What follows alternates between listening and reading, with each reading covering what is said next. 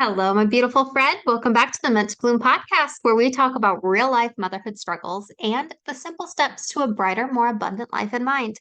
I'm here to walk with you on this journey to the life you're meant to be living, one full of peace, love, and joy. And I'm your host, Brittany Clarkson. Welcome back today. I am so excited you're here. Today, we are in November, and I am very excited for November. As always, I'm always excited for things, right? I'm excited for October. I'm excited for November. I'm excited for back to school, for Christmas. I make it a habit to be excited about the things in my life. If you can't tell, this has been the major consistency and personal growth development in my journey. This is my story. This is who I am now. I get excited about everything. I either force myself to be excited or I allow myself to be excited, whatever the situation calls for. And I encourage you to do the same. Okay, November means a lot to me. Every year, like it's almost like November is the start of my new year. Um, because November is just it's always been. It's got stuff. It's deep. Like if we go back to my childhood, November meant a lot. Thanksgiving, Christmas time. There's just a lot to unpack there that is meant for a therapist, not for this podcast. That's not why we're here. Um, but I love going into the Christmas season. And I consider Christmas my new year. Like it's the best way to start it. I mean, why start after Christmas? I like the idea of starting my new year at Christmas time, in November. I actually start my 90-day planning journals that I use. I don't start them like January, February, March, April, May, June, July. I start them. I started this one now in November.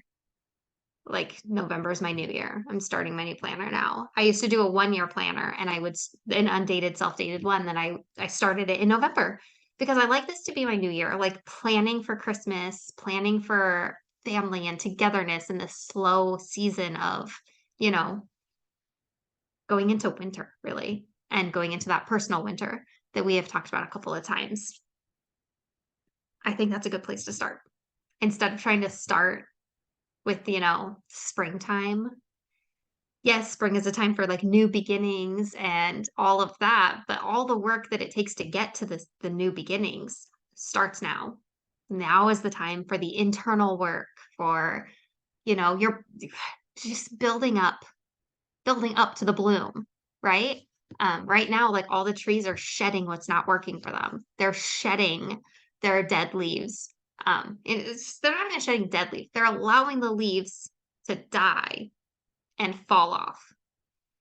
Some things in your life you might need to allow to die and fall off right now. Um, just some things just aren't working for you. And now is the perfect time to slow down.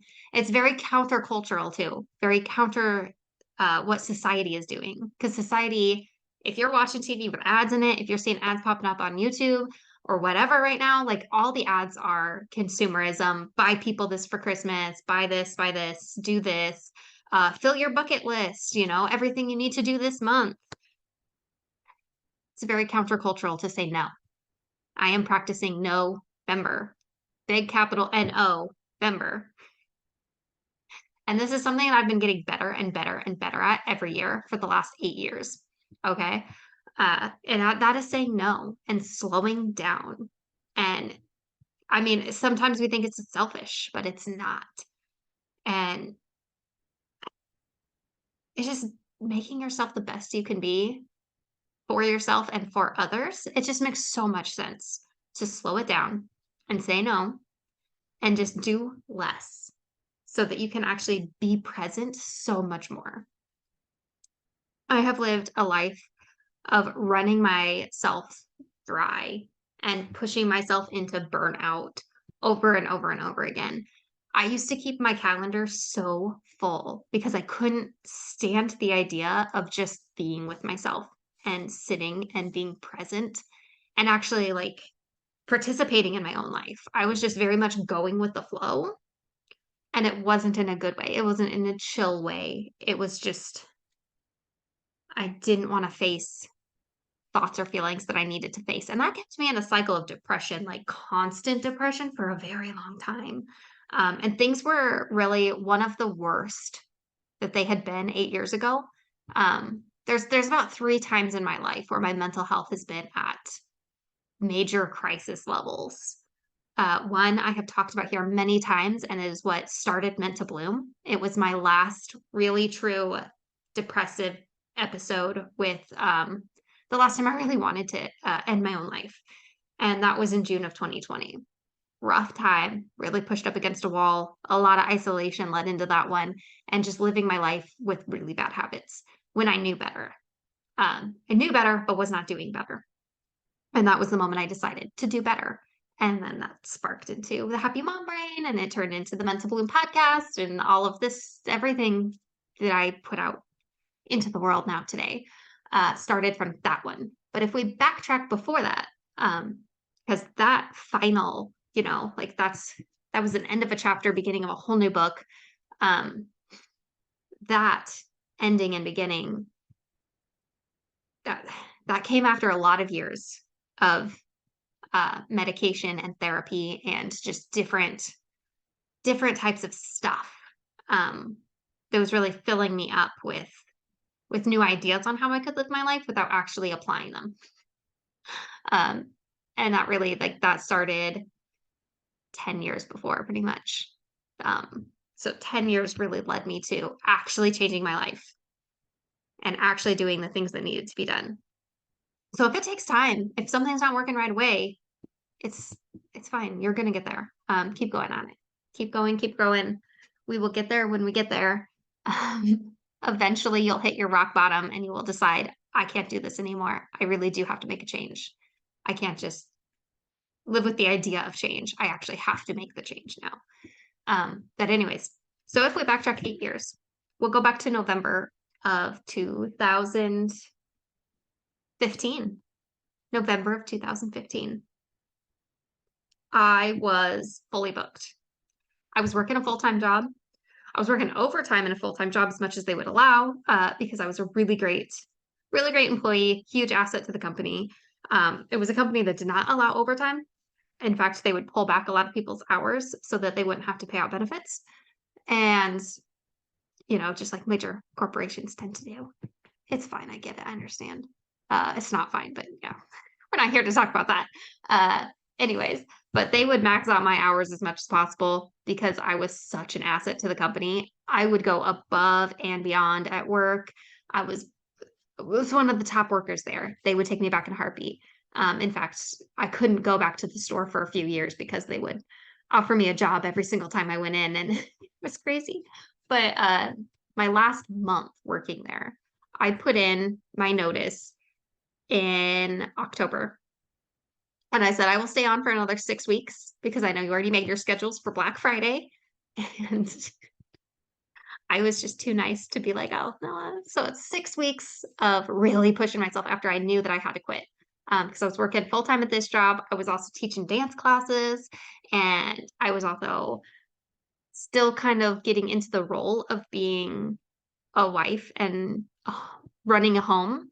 I wasn't a homemaker at the time, but I was, taking responsibility to make mortgage payments and pay the water bill and all of these types of things that had not previously been my responsibility. So I was only like a year and a half, 2 years. I was 2 years into that. I should have known better, but I didn't. I'm a slow learner at things like this. It was not a habit. It was not easy for me. I was really struggling with mental health, so that slowed down the learning big time. Because it would be interrupted by depressive episodes where I would then do nothing and leave everything to my husband to do, and just so goes life. But anyways, it was November of 2015. I was working tons of hours, going above and beyond for everyone but myself. Zero self-care, except for retail therapy, which was not self-care. It was not helpful to my mental health because I didn't have a budget to buy things, but I was buying things, a lot of things, all of the time, and then feeling really bad about it, and then realizing that we didn't really have all that money to do that. And I was a mess. I was really just a mess. Absolutely mess. Hot mess. That was my personality type, hot mess. But I did not say no to anybody ever. I was always down to help. I felt super guilty if I had to say no, if I couldn't show up for something. major high anxiety, major social anxiety all at the same time. I was a mess. I was a wreck. I was not caring for myself at all. And that was the first year I started to say no. I put in my notice. I said after Black Friday, I'm done. I'm spending the holidays with my family. I'm starting new traditions to stay home, to slow down. And it was really hard for me. And then the January following that, I was pregnant with my first child. So, welcome to motherhood immediately after just learning the idea of slowing down for the first time. And yeah, that was that. Every year for November, it's been a back and forth. A couple years into that, into motherhood, I got into minimalism.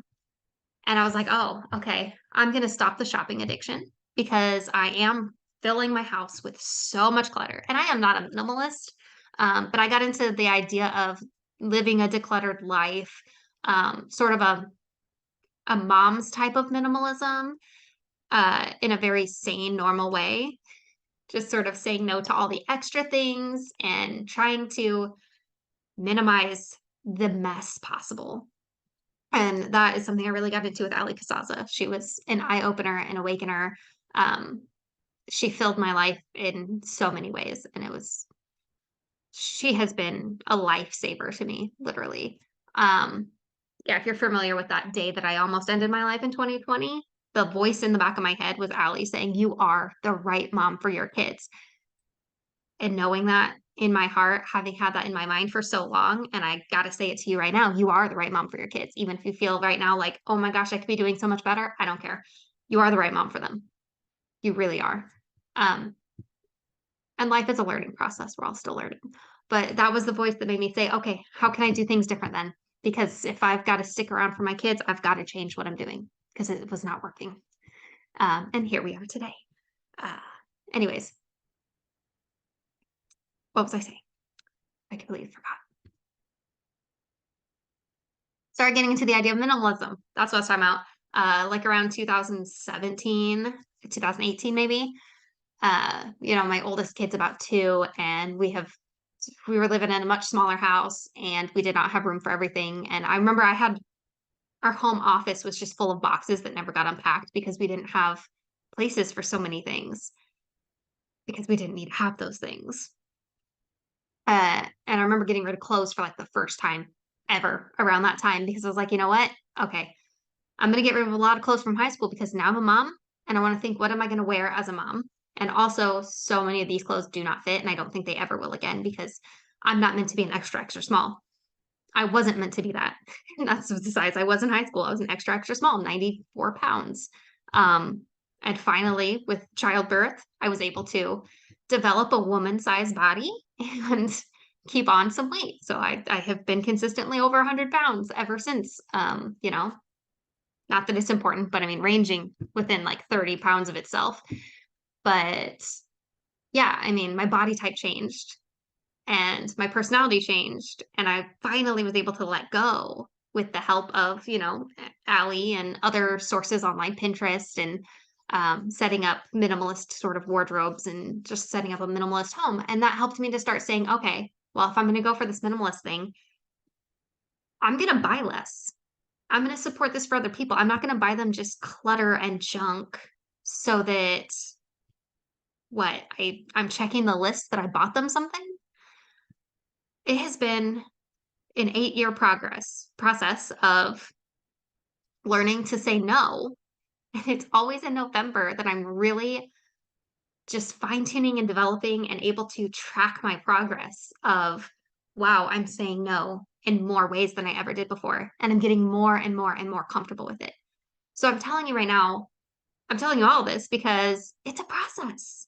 And I don't want to tell you, like, oh, just say no this November to everything and completely change how you show up for your holidays overnight because it is a process and it involves setting boundaries with other people, um, especially when it comes to like gift giving. If you want to start saying no to gift giving, you have to get a lot of people on board with this because so many people are really uncomfortable with giving you a gift and then finding out you're not doing gifts this year.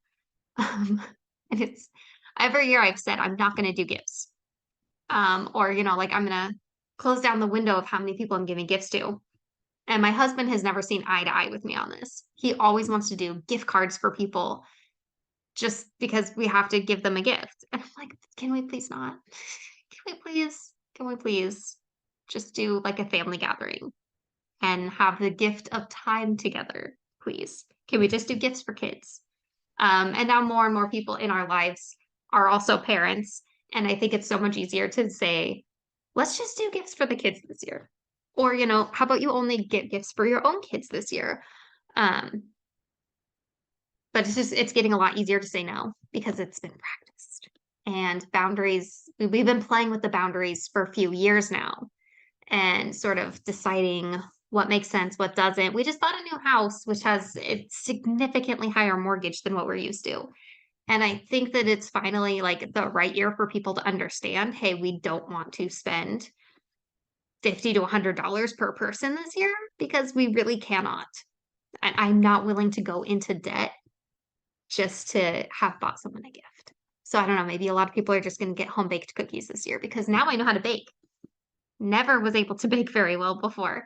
I think it's been a mindset thing that I just decided I'm going to I'm going to approach baking with love instead of stress and anxiety.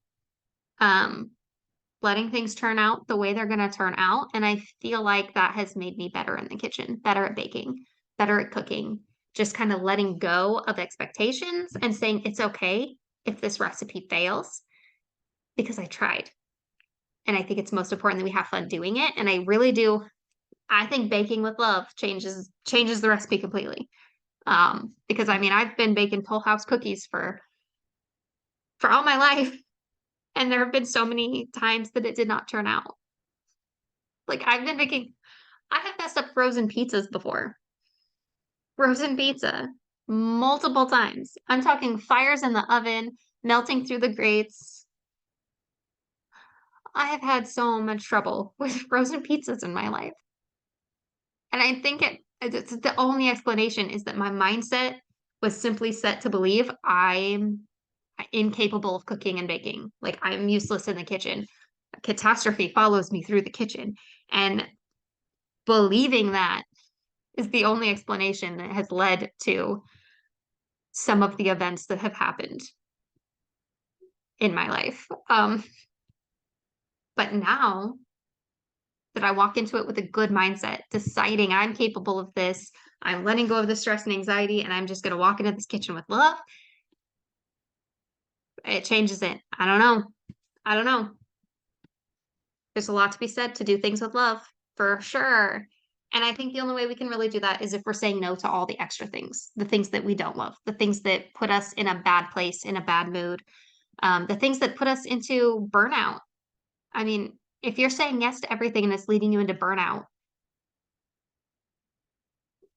it's not good. It's not going to end well. I have personally witnessed a lot of Christmases be ruined by myself or others in my life and in my family because mom was burnt out. Whether it was me or my own mom or another mom in my life, I have seen just too many moms burn themselves out over planning the perfect Christmas. And I was one of them. I have tried to plan the perfect event and I was all stress, no love, completely stressed, complete mess. I had a miserable time. And if mom's having a miserable time, everyone's having a miserable time. And it doesn't matter what gifts you get your kids. They don't care if you're just yelling and an irritable nutcase the entire time. If you're having a bad time, your kids are going to have a bad time. They're going to feed off that energy. And it doesn't matter if you got them all the perfect gifts. Doesn't matter if your turkey turned out perfect. It doesn't matter. If you're a mess the entire time and having an awful time, that's how you're going to remember it. You're going to remember that you had an awful holiday because you felt awful the whole time. So I really, around this time of year, like to start saying no to the extra stuff that isn't going to put me in a good place. The things that are going to, just don't overbook yourself. Unless that fills you up and keeps you excited. I'm an introvert. If I do too many things for too many other people, around too many other people, I'm just going to be miserable the whole time. That's just self-awareness. That's a fact. So I like to look at what's actually important, and what's important is that I'm showing up with love. And I have experienced this time and time again with my own kids. They blow me away with their hearts and how I feel like I've done it right in so many ways. Yeah, there's a lot of ways I think, oh, I dropped the ball on that one. Could have, intervened and helped my kid learn that a little bit quicker.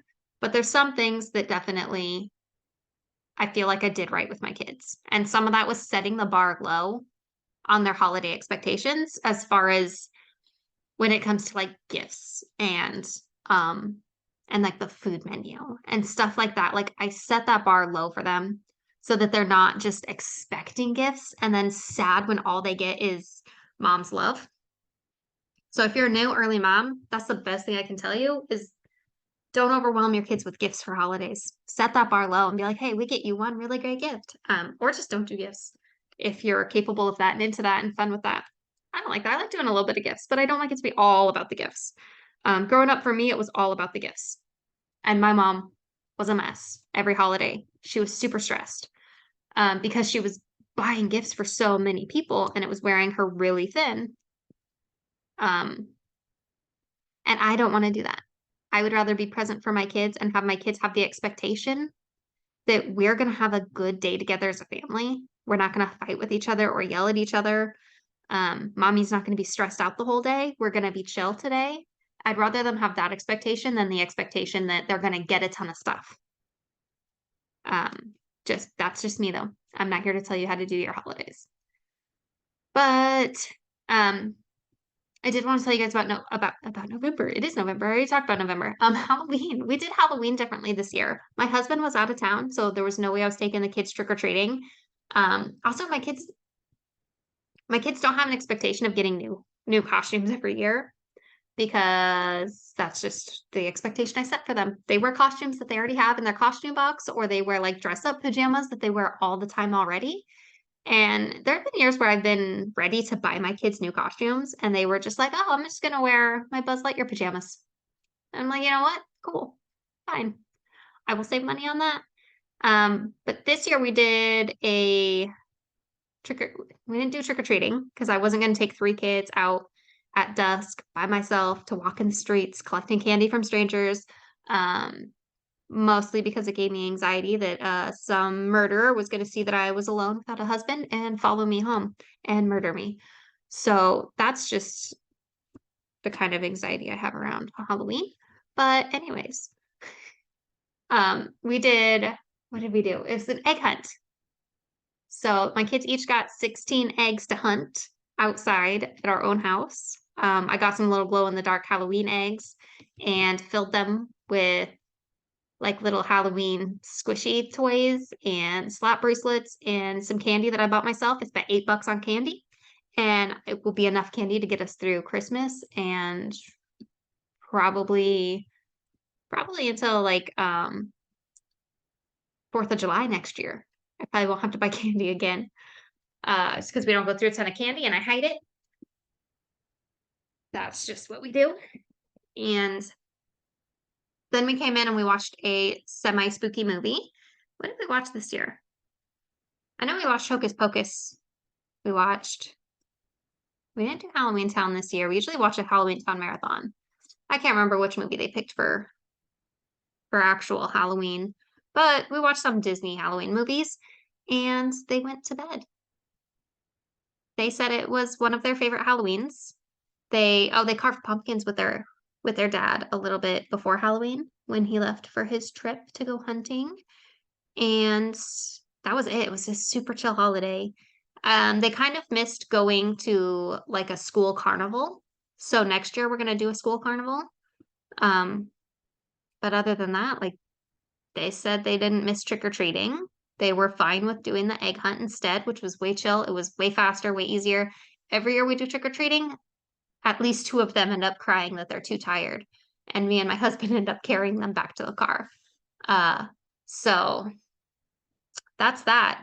We did it easier, we did it more simple, and my kids enjoyed it. And I am just a major advocate for that at this point. Keeping it simple, keeping it easy, saying no to all the extra and the excess because we could have filled our entire calendar that whole month leading up to Halloween We could have done a bucket list of movies to watch and things to do in the community. I think we would have been burnt out and exhausted. And I probably would have been yelling at kids to get in the car to hurry up and go because we're going to be late for something. And they preferred just being chill and staying home and having mommy in a good mood. So, that being said, what your kids really do deserve this holiday season and every season always is for mom to be in a good mood, for mom to have her sanity. And I have done everything I can to teach you, to provide for you ways to keep your sanity in all things all of the time. So much so that it cannot all fit into a podcast. Not an episode, not the whole thing. Like you'd have to listen to every single episode. And even then it's out of order for really, really applying this all to your life. If you're, you know, if you're like really at your wit's end, that's what it's called, wit's end. So anyways, I do want to share with you a couple of things. Number one, the Get Started Guide. If you do not have the Get Started Guide, get it. Get started. This is designed completely for the desperately overwhelmed hot mess mom. Everything in your life feels like it's a mess. Start with the Get Started Guide. Okay. That includes your mindset makeover. It includes my stress list toolkit, and it includes some tools for helping make meal times and kitchen times and grocery shopping go more smoothly. Because why does that need to be a stress? You know, something we all do all of the time is cook meals, provide meals, not always cook, but provide meals for our family. And I think having a great mindset around that, having tools to help make that simple, game changer. Big time game changer. Okay. If you already have the Get Started Guide, I am also offering the Simplified Holiday Guide for $5. That is in the description. There is a link to download that. And then also I want to tell you about the Happy Mom Method Bundle. Okay. We are at the end of my epic sale that I've been talking about for like 2 months now. It feels like, I think it's been 2 months since I made the decision, putting things on epic sale and deciding I am cutting back on the money I put into business expenses, and I am leaving the Teachable platform as far as paying multiple, a lot of dollars a month to keep it. So what's going to happen when I let my Teachable account expire? I've already let Etsy expire. There's only like 3 things left, menttobloom.etsy.com. I think those are all gone at the end of this month. And Etsy will be put on pause, on hold. I don't know what I'll do with that in the future, if anything. But Teachable, what's going to happen on November 11th when I transition my Teachable to the free account? If you already have any of my Teachable products, you have them forever. You just log into your Teachable account. There they are. Boom. You've got them. But what's going to happen is I'm only going to be allowed to sell one product at a time. Right now, all of my products are active. They did make me get rid of some of my products because the plan I'm on, they went ahead and said I can only have 10 downloads and 5 courses. So I've already had to unpublish a few of my products on there and sort of move things around so that instead of having every single download, you have 10 different options that are multiple products in one. Which was not what I had ever wanted or intended. Those were supposed to be super simple, easy little, couple dollar products. And now I can't have them. And I'm only allowed to have 5 courses. So I cannot have all of my courses published at one time because I was intending to have multiple courses than that. I wanted to have several small courses and then several big courses. And so when I drop down to the free, I can only have one thing available at a time. So if you want everything on Teachable right now, you can get the Happy Mom Method bundle. This is your last chance to get the bundle. I cannot have the bundle active once I drop down to the free plan.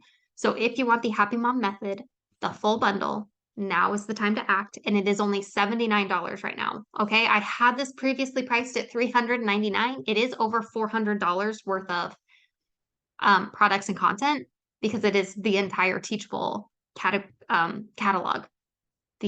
Every download that's on there, and I can go through a little spiel and tell you everything that's on it right now. So $79 for something that was priced at $399 previously, and valued higher than that too even. And I grew up on Walmart clearance racks. It's relevant, I promise. Um, I grew up on Walmart clearance racks, okay?